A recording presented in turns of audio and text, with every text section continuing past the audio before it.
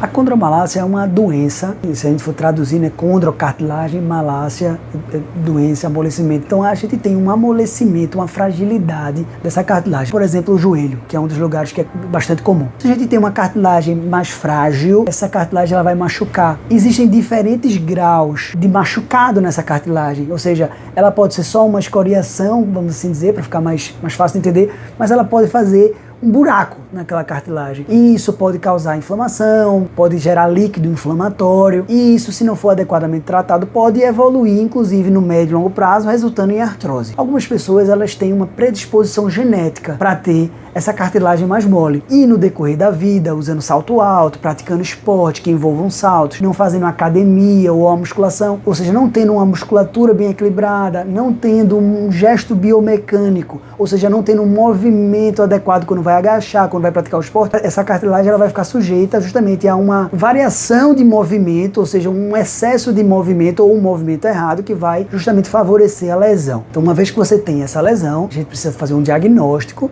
entender qual desses fatores está mais contribuindo para que aquela lesão tenha sido criada e justamente eliminar os fatores que são elimináveis, vamos dizer assim, né? Então, a gente, claro, se a pessoa tem uma genética favorável, isso a gente não vai conseguir modificar. Mas o salto a gente pode retirar, o desequilíbrio muscular a gente pode corrigir, a gente pode ensinar o paciente a fazer o movimento de uma forma mais adequada. Então, a gente pode tirar a carga. Então, o paciente está jogando 5 vezes por semana, um atleta, por exemplo, recreacional. Vamos jogar 2, vamos jogar 3, ou então vamos tirar totalmente a carga. Então, de acordo com cada caso, a gente vai poder criar um ambiente favorável para que esse paciente melhore. O que é importante a gente dizer para os pacientes? Existem diferentes níveis e o paciente não deve encarar isso como um rótulo que impede a pessoa de praticar esporte. Então, aqui na clínica, diariamente, as pessoas vêm com dor no joelho, por exemplo, e tem esse diagnóstico de condropatia, condromalácia, e depois elas voltam a praticar o esporte que elas querem praticar. Seja um crossfit, seja uma academia, seja uma corrida de rua, seja um triatlo, ou fazer as coisas do dia a dia. Então, isso não é uma doença que ela restringe de maneira crônica e permanente o paciente das atividades. Pelo contrário, momentaneamente vai ser tratado, a pessoa vai voltar ao esporte, independentemente do grau. Claro, se eu tenho um paciente com condromalácia grau 3, para esse paciente é recomendado ele fazer ultramaratona, que são as corridas de 90 km, de 100 km ou mais. É recomendado ele estar fazendo maratona? Talvez não seja o esporte mais recomendado. Mas mesmo assim, se o paciente quiser fazer, a gente vai mostrar o caminho para ele se preparar.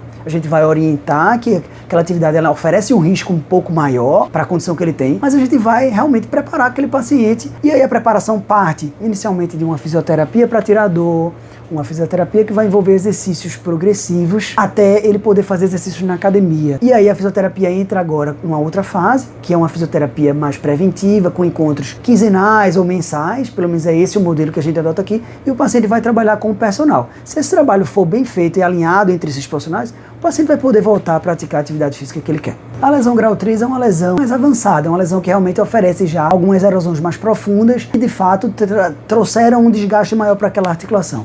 Nada que não seja reversível com um tratamento adequado. Mais uma vez, a gente tem, por exemplo, o laser robótico de alta intensidade, que é um tratamento que pode justamente melhorar a condição dessa cartilagem cicatrizar, junto com o tratamento que reduz a carga e melhora os componentes que favoreceram a lesão, o paciente vai conseguir se recuperar sim dessa lesão. Tem pessoas que têm a condromalácia, mas não têm dor. Diante disso, é importante a gente analisar e olhar para a forma como as articulações, sobretudo dos membros inferiores, elas estão funcionando, elas estão trabalhando. Normalmente, um paciente que sofre com condromalácia ou condropatia está com um nível de capacidade física baixo e tem um nível de demanda física imposta à articulação do joelho que é maior do que esse nível de capacidade física. Portanto, em que consiste o trabalho da fisioterapia? É um trabalho motor. Repara, a gente não vai regenerar a sua cartilagem. A gente vai focar em tornar o seu joelho mais forte, mais capaz, mais competente, ao passo que a gente tem que olhar,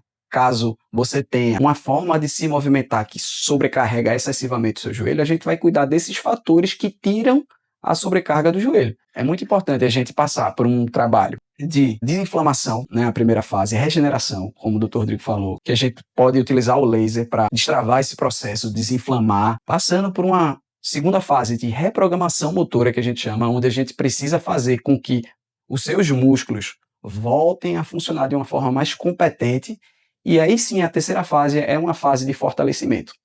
Fortalecimento sim do quadríceps, mas não só do quadríceps. Fortalecimento da musculatura da panturrilha, Fortalecimento do quadril é muito importante. O joelho, na verdade, é o meio de campo. Eu tenho o tornozelo lá embaixo e eu tenho um quadril em cima que ajudam, que são os principais sócios do joelho.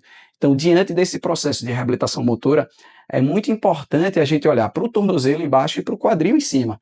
Afinal de contas, quando a gente está diante de restrições de movimento, tanto no tornozelo quanto no quadril, além de fraquezas, de incompetências musculares, tanto na parte do tornozelo-pé, quanto na parte de quadril e de core em cima, o joelho ele vai ficar mais sobrecarregado. Então, qual é o grande lance? A gente olhar para a pessoa como um todo.